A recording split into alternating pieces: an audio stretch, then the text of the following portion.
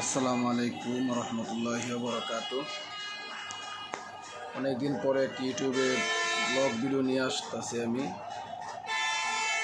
তো এই যে আমার হাতে যে ফোনটি দেখতে পাচ্ছেন, আইফোন 5s।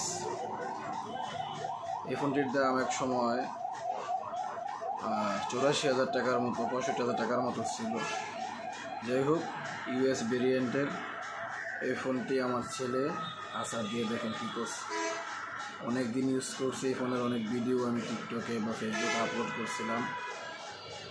আজকে একসাথে দুইটি ফোন নষ্ট করে ফেলছে আসার দিয়ে। আমার খুব শখের একটি ফোন, নোকিয়া, বহুত বছর এই ফোনটা আমি ইউজ করছি।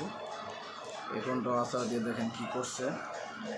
তো এইটা দেখি একটু সুপারগুলো বাটা দিয়ে কী করা যায়, যেহেতু পুরানো ফোন শখের, সেজন্য দেখি এটা সুপারগুলো বাটা দিয়ে কিছু একটা করা যায় কি না।